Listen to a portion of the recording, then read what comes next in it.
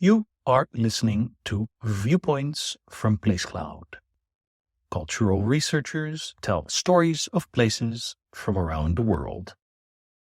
For the full multimedia experience and to support the creators you enjoy, visit placecloud.io. It might be surprising, but I giddily searched this warren of alleyways years ago, during my undergrad, hunting for clues of English impressions of Islam.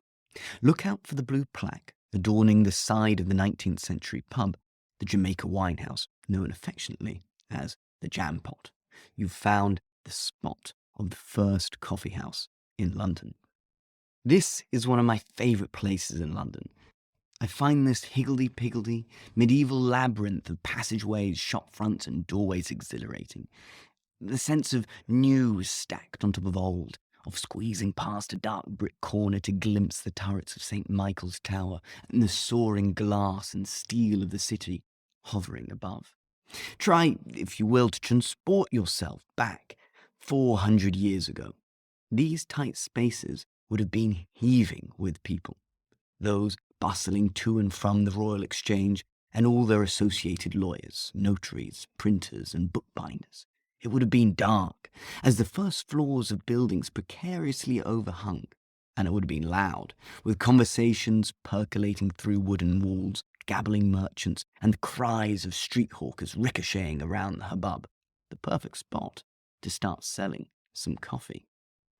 There are a lot of stories to be told about coffee. The most famous is its links to politics, public debate, democracy, and that famous public sphere of modernity, as the coffee house brought in a new social space. Another also links coffee to ideas of modernity via the consumer revolution of the 18th century, the new global food and drinks and their distinctive crockery and paraphernalia. While another considers how the actual drink, being non-alcoholic and caffeinated, shaped sociability, encouraging sobriety, rationality, politeness, and industriousness.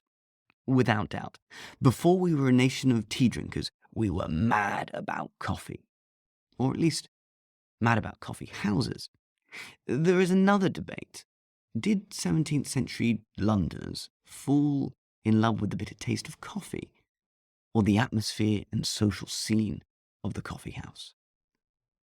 But as we're on the site of London's first coffee house, let's explore coffee's origins as an object of cultural encounter. We may think of flat whites coming from New Zealand, of specialty coffee coming out of the USA and turning into corporate behemoths like Starbucks, of espressos being almost synonymous with Italy like pizza and pasta. But coffee culture was actually nurtured in the Middle East, and the bean originally grown in North Africa.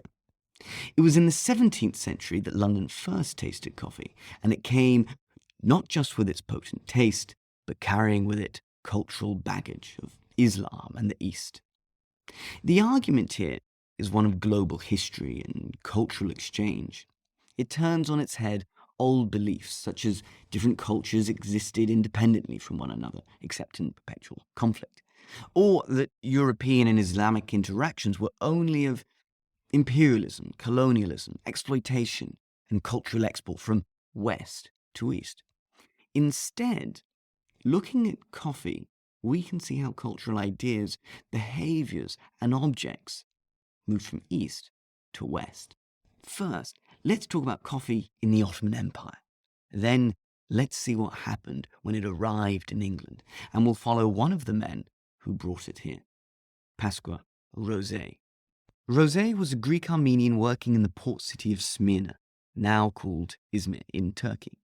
Then it was part of the Ottoman Empire, described by a 17th century English historian as the present terror of the world. Quite right. It was certainly the most powerful military, economic and political force of the era.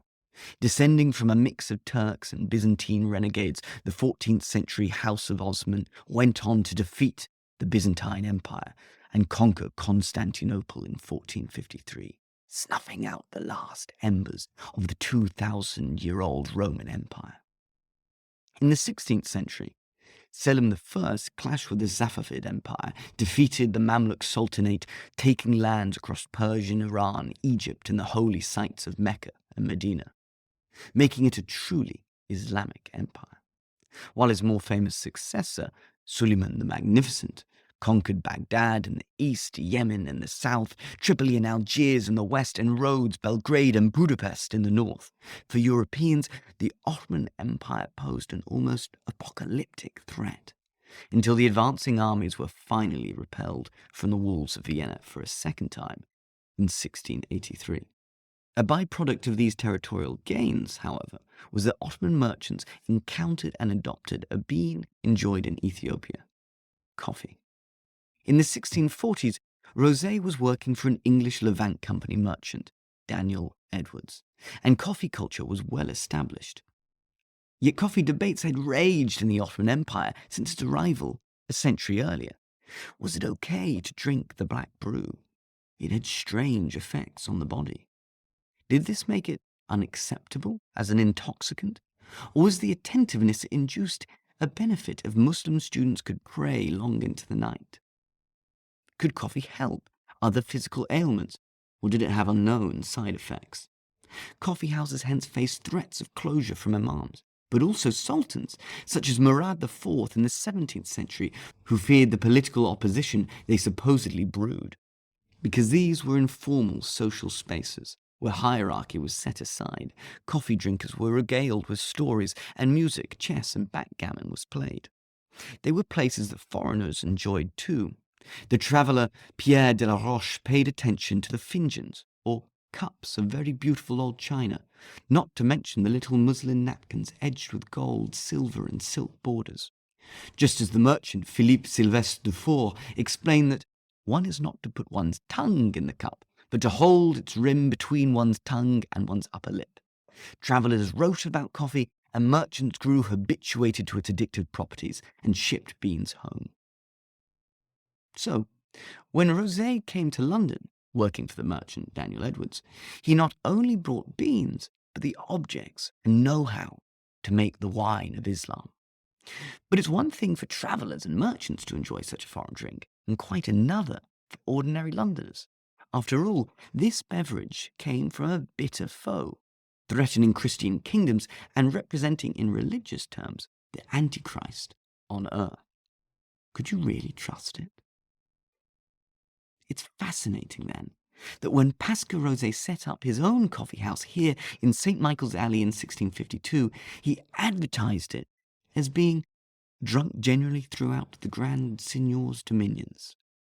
And on the sign hanging outside depicted himself wearing a turban, the symbol of Islam. If you've ever been to a pub called the Turk's Head, it was most likely originally a coffee house. Indeed, English coffee houses also mimicked Ottoman ones. Rank was left at the door, patrons shared a table, news was read aloud, and coffee was served from a tall jug, a bit like an ibrik, and drunk from handleless cups, just like Turkish finjans. The question is, did it mean anything for this Muslim drink to be brought into the heart of London and consumed by godly Protestants? Well, some protested. There was an element of straightforward xenophobia. "Me no good Englash," mocked one pamphlet, emphasizing the foreign un-Englishness of coffee and those who served it. There was another element which claimed that coffee was a kind of Turkish renegade, which might blacken your skin or your soul if you drank it by subtly turning you Turk. That even if you did not convert to Islam, you may pick up habits like the fashionable mess of Turkish sobriety, or their effeminate, tattling talkativeness. At its most comedically extreme, another pamphlet declared that excessive use of that newfangled, abominable, heathenist liquor called coffee, which, drying up the radical moisture, has so eunuched our husband and cripple our more kind gallants, that they are become as impotent as age, and as unfruitful as those deserts whence that unhappy berry is said to be brought. It reveals that concepts around the body were not so static, that what someone consumed was not just about nutrition, but had multiple effects, from other bodily functions to morality. And it was through these notions that proponents of coffee made their case. It was not just a pleasure, but medicine. Rosé proclaimed that it is excellent to prevent and cure the dropsy, gout, and scurvy, miscarryings in childbearing women, and drowsiness. It's a tantalizing tension where, on the one hand, texts show that coffee was made palatable by emerging scientific knowledge, and on the other, visual and material culture show that coffee was marketed and experienced as a foreign, exotic substance from the East.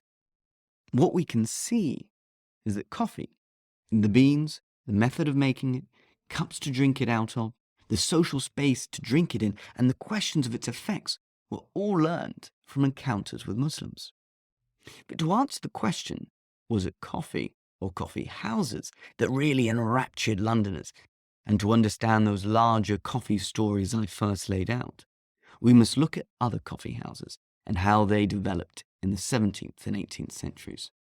We will see how the coffee house was made distinctly English and became the engine of British culture, from science, art, literature, and politics to gambling, booze, and sex.